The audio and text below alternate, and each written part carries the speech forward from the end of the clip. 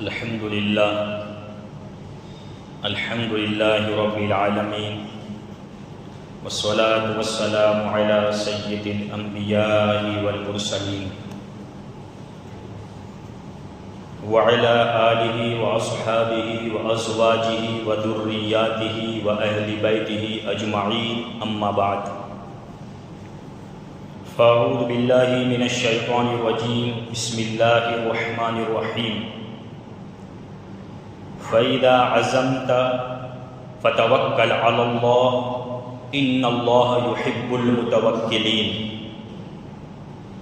صدق الله العظيم وصدق رسوله النبي الأمين المبين المتين الكريم ونحن على ذلك لمن الشاهدين والشاكرين والحمد لله رب العالمين إن الله وملائكته يصلون على النبي يا أيها الذين آمنوا صلوا عليه وسلموا تسليما اللهم صل على سيدنا مولانا محمد وعلى آل سيدنا مولانا محمد وبارك وسلم صلاة وسلاما عليك يا رسول الله صلی اللہ تعالی علیہ وآلہ وسلم۔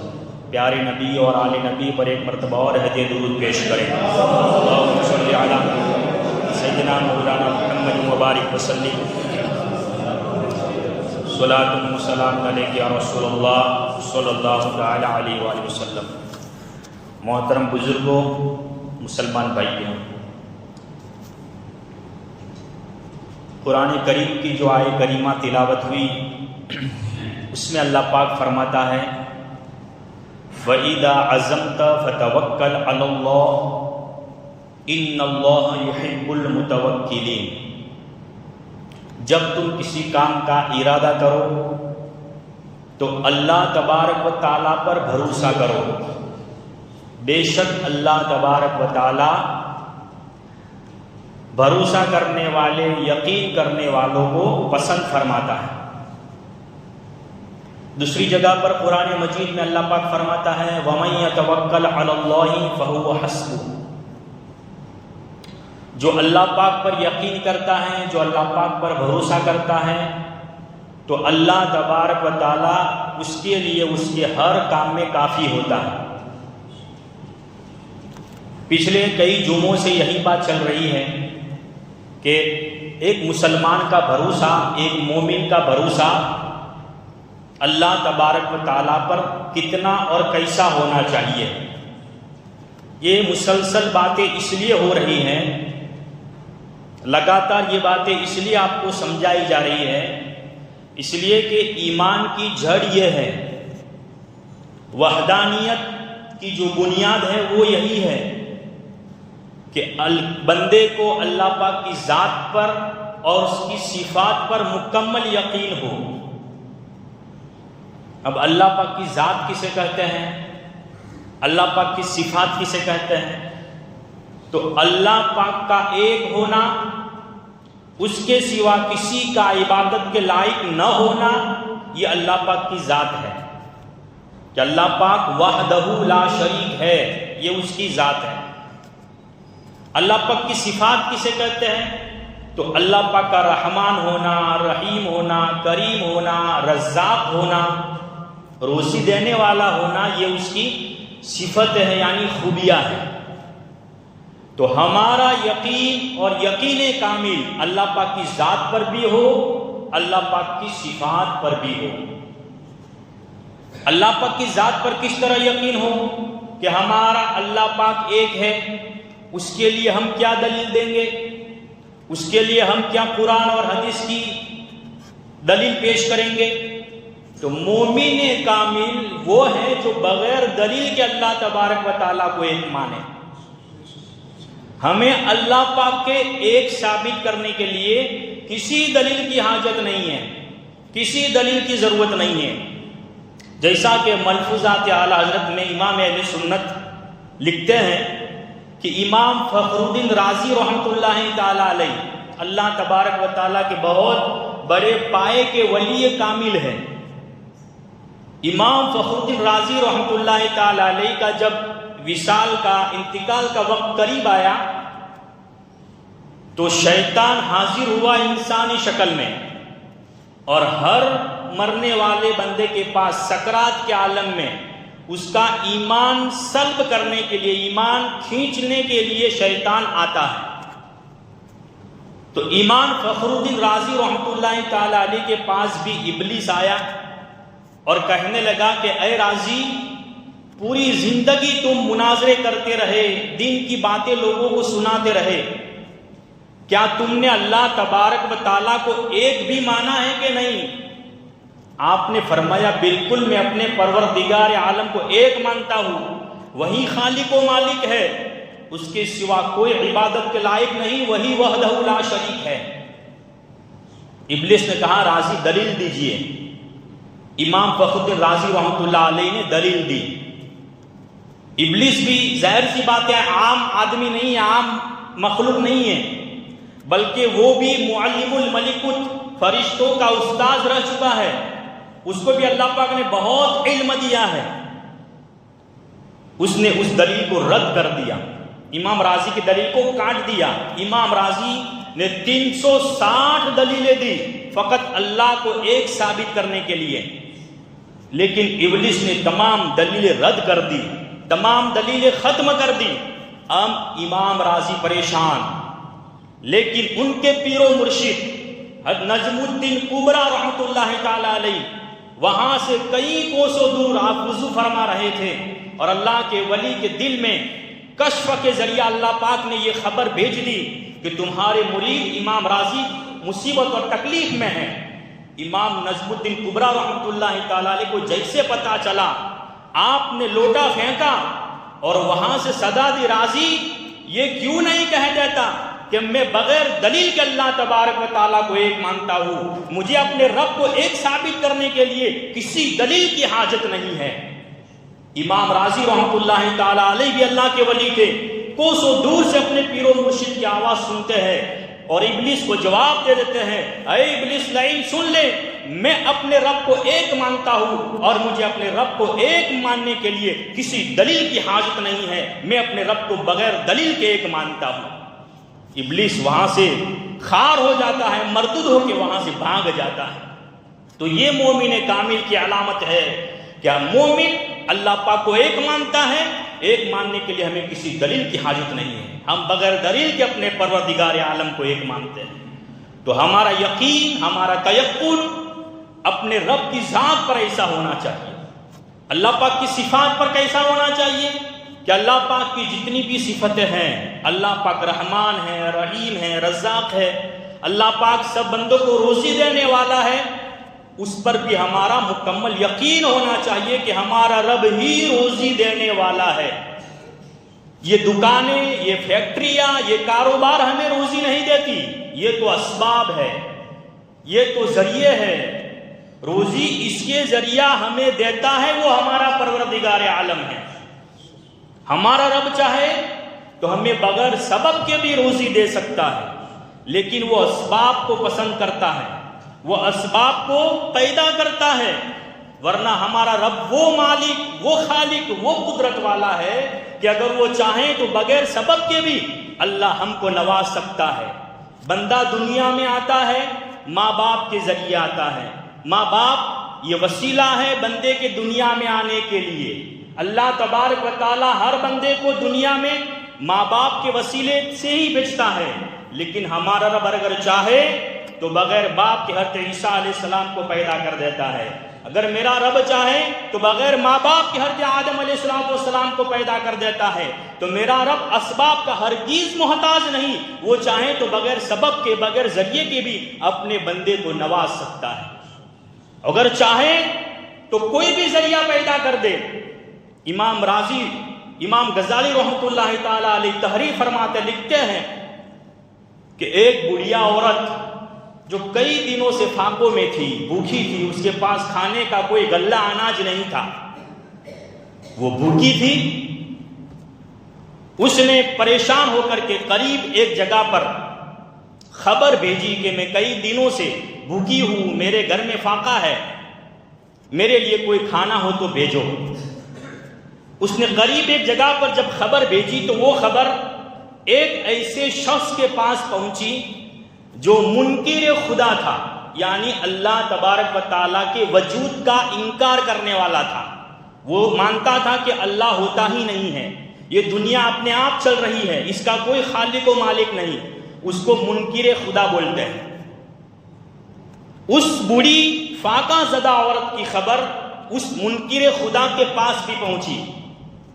اب اس کو شرارت سوجی، اس کو بدماشی سوجی۔ اس نے اپنے خادم کے ہاتھ میں بہت سارا کھانا دیا، بہت سارا غلہ دیا، راشن دیا، اور کہا کہ لو یہ سارا کھانا اس بوڑھی عورت کے گھر جا کر کے دے دو، اور جب وہ تم سے پوچھے کہ یہ کس کی طرف سے ہے، کس نے دیا ہے، تو جواب دے دینا کہ یہ ابلیس کی طرف سے ہے، یہ شیطان نے دیا ہے۔ وہ خدا کے وجود کا جو منکر تھا، اس کا خادم سارا اناج کھانا لے کر کے اس بوڑھی عورت کے گھر جاتا ہے۔ وہ بوڑھی عورت نے جب بہت سارا کھانا دیکھا، بہت دنوں سے بھوکی تھی، تو جلدی جلدی وہ سارا کھانا اپنے گھر کے کونے میں رکھنے لگی، اور پھر اس نے کوئی سوال نہیں کیا۔ اس خادم نے جو منکر خدا کی طرف سے آیا تھا، اس نے کہا کہ کیا بوڑھی ماں، کیا تم جاننا نہیں چاہتی کہ یہ سب کس نے دیا ہے؟ تو اس بوڑھی ماں کا جواب سنیے، اور اس کا اللہ رب العزت کے رازق ہونے پر یقین دیکھیے۔ اس نے کہا کہ نہیں، مجھے کوئی اس بارے میں سوال کرنے کی ضرورت ہی نہیں ہے، کیونکہ میرا یقین ہے کہ جب میرا رب اگر کسی کام کا حکم دے تو ابلیس کو بھی کام کرنا پڑتا ہے۔ میرا رب اگر کسی کام کا حکم دے تو ابلیس کے ذریعہ بھی مجھے رزق دے سکتا ہے، اس لیے مجھے اس بارے میں کوئی پوچھنے کی ضرورت نہیں ہے۔ وہ خائب و خاسر ہو گیا، شرمندہ ہوا۔ منکر خدا کو جب معلوم ہوا تو وہ بھی شرمندہ ہوا۔ تو یہ یقین ہونا چاہیے ہمارا کہ ہمیں کسی بھی ذریعے سے رزق مل رہا ہے، مدد مل رہی ہے، تو دینے والا کون ہے؟ اللہ تبارک و تعالیٰ ہے۔ جس بندے سے چاہے ہمیں مدد بھیج دے، ہماری مدد کر دے، وہ پروردگار عالم مدد کرنے والا ہے، ناصر و مالک ہے۔ حضرت خالد بن ولید رضی اللہ تعالیٰ عنہ، جن کو سیف اللہ کہا جاتا ہے، اللہ کی تلوار کہا جاتا ہے، خالد بن ولید رضی اللہ تعالیٰ عنہ کے پاس بہت سارے مجوسی آئے۔ مجوسی یعنی آگ کی پوجا کرنے والے، جو اللہ پاک کو نہیں مانتے، آگ ہی کو اپنا معبود مانتے، وہ مجوسی آئے اور آ کر کے خالد بن ولید رضی اللہ تعالیٰ عنہ کی پاس آ کر کے سوال کیا کہ اے خالد بن ولید، اگر تم یہ مانتے ہو کہ تمہارا مذہب اسلام سچا مذہب ہے، تو تم اپنی مذہب کی سچائی میں کوئی ایک نشانی بتاؤ، کوئی ایک علامت بتاؤ کہ جس سے ہم سمجھ سکے، ہم مانیں کہ تمہارا مذہب یہ سچا مذہب ہے۔ اور خالد بن ولید رضی اللہ تعالیٰ عنہ نے کچھ سوچا، اس کے بعد آپ نے زہر قاتل منگوایا۔ صرف زہر نہیں، زہر قاتل۔ ایک زہر وہ ہوتا ہے جو آہستہ آہستہ اپنا اثر دکھاتا ہے، لیکن زہر قاتل وہ ہوتا ہے جو چند لمحوں میں انسان کے بدن کی تمام چیزیں کاٹ کے رکھ دیتا ہے، لمحوں میں انسان ختم ہو جاتا ہے۔ ایسا زہر قاتل منگوایا حضرت خالد بن ولید رضی اللہ تعالیٰ عنہ نے۔ آپ نے وہ زہر لیا، مجوسی سامنے ہے، اور آپ نے ہاتھ میں زہر لے کر پڑھا، بسم اللہ الذی لا یضر مع اسمہ شیء فی الارض ولا فی السماء وہو السمیع العلیم۔ یعنی اس کا مطلب یہ ہوتا ہے، اس اللہ پاک کے نام سے جس کے نام کی وجہ سے زمین و آسمان کی کوئی چیز ہمیں نقصان نہیں پہنچا سکتی، اور وہ سننے والا اور جاننے والا ہے۔ یہ کہہ کر کے آپ نے پورا ذہن پی لیا، اپنے پیٹ میں اتار دیا۔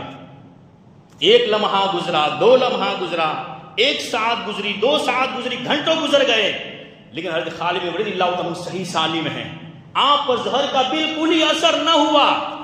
مجوسیوں نے جب یہ دیکھا تو وہیں کھڑے کھڑے کلمہ پڑھ کر کے مشرف اسلام ہو گئے، اسلام قبول کر لیا، اور وہ مان گئے کہ واقعی میں اللہ تبارک و تعالیٰ قادر مطلق ہے، وہ چاہے تو زہر اثر کرے، اس کا حکم ہو تو زہر قاتل بھی اثر نہیں کر سکتا۔ ذرا سا ہم سوچے کہ مجوسیوں تک یہ اسلام کی دعوت کس نے پہنچائی؟ تو یقیناً حضرت خالد بن ولید اللہ تعالیٰ عنہ کے یقین نے پہنچائی۔ حضرت خالد بن ولید رضی اللہ تعالیٰ عنہ کے اندر اگر یقین نہ ہوتا تو آپ وہ زہر سے بچ نہیں سکتے تھے. صرف دعا پینے سے کام نہیں ہوتا، دعا پڑھنے سے. ہم بھی اگر یہی دعا پڑھ کے زہر پی لے اور ہمارے اندر وہ یقین نہ ہو جو خالد بن ولید کے اندر تھا تو یقین ہماری جان بچ نہیں سکتی.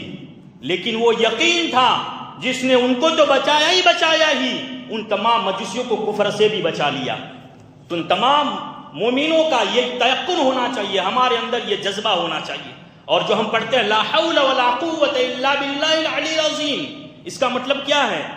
کسی چیز کی قوت، کسی چیز کی طاقت نہیں ہے مگر اللہ تبارک و تعالی ہی کے ذریعے سے. ہم نیچے پڑی ہوئی ایک سوئی اٹھائے تو اس میں بھی اللہ پاک کی طاقت ہے. ہم اپنے جسم سے ایک مکھی کو اڑائے اس میں بھی اللہ تبارک و تعالیٰ کی طاقت ہے. ورنہ بہت سارے ایسے لوگ بستر پر پڑے ہوئے ہیں جو اپنے جسم پر سے مچھر بھی نہیں اڑا سکتے. یہ ہے لا حول ولا قوت الا باللہ العلی العظیم کا مطلب کہ تمام طاقت، تمام قوت اللہ تبارک و تعالیٰ کے ذریعے ہی سے ہے. اللہ پاک نے جب عرش اعظم پیدا کیا، عرش یہ مسجد ہے، یہ اس کی چھت ہے. اسی طرح جنت کی چھت کو عرش اعظم کہا جاتا ہے. اللہ پاک نے جب عرش بنایا تو عرش بنانے والے فرشتے پیدا کیے، عرش پکڑنے والے، عرش تھامنے والے. آج بھی اللہ کے عرش کو فرشتے تھام کر کے پکڑ کر کے آج بھی کھڑے ہیں. اللہ پاک نے ان فرشتوں کو پیدا کیا اور حکم دیا کہ میرے فرشتوں میرے عرش کو اٹھاؤ، تو فرشتے اٹھا نہ سکے. اللہ پاک نے ان فرشتوں کے ساتھ آسمانوں کے فرشتوں کی تعداد کے برابر دوسرے فرشتے پیدا کیے. پھر حکم دیا ہے فرشتوں اب تم سب مل کر کے میرے عرش کو اٹھاؤ. وہ فرشتے اٹھا نہ سکے. پھر اللہ پاک نے ان میں سے ہر ایک فرشتے کے ساتھ زمین و آسمان کے تمام فرشتوں کی تعداد کے برابر فرشتے پیدا کیے. پھر حکم دیا اے میرے فرشتوں میرے عرش کو اٹھاؤ، اٹھا نہ سکے. اللہ پاک نے فرمایا فرشتوں یہ میرا ذکر پڑھو، لا حول ولا قوت الا باللہ العلی العظیم. جب فرشتوں نے پڑھا تو عرش کو اٹھا لیا. جب فرشتوں نے عرش اٹھایا تو وہ ہوا میں لٹک گئے فرشتے. ان کے پیر ہوا میں لٹکے ہیں، زمین ان کے پیر کے نیچے کوئی سخت چیز نہیں ہے. فرشتوں کو خوف ہوا کہ کہیں ہم زمین کی پستی میں دس نہ جائے. اللہ پاک کی توفیق سے وہ لا حول ولا قوت الا باللہ العلی العظیم پڑھنے میں محو گئے. اللہ تبارک و تعالیٰ کے وہ فرشتے آج تک اس تسبیح کی برکت سے عرش کو پکڑے ہوئے ہیں یا عرش ان کو پکڑا ہوا ہے. یہ سب اللہ تبارک و تعالیٰ کی قدرت سے ٹکے ہوئے ہیں. تو یہ لا حول ولا قوت الا باللہ یہ ہمیں بتاتا ہے کہ انسان کے اندر کوئی طاقت نہیں ہے، کائنات میں کوئی پاور نہیں ہے، بس وہی پاور ہے جو اللہ تبارک و تعالیٰ انہیں عطا کرے. اللہ تبارک و تعالیٰ ان سب باتوں کو مجھے بھی آپ سب کو سمجھنے کی توفیق عطا فرمائے.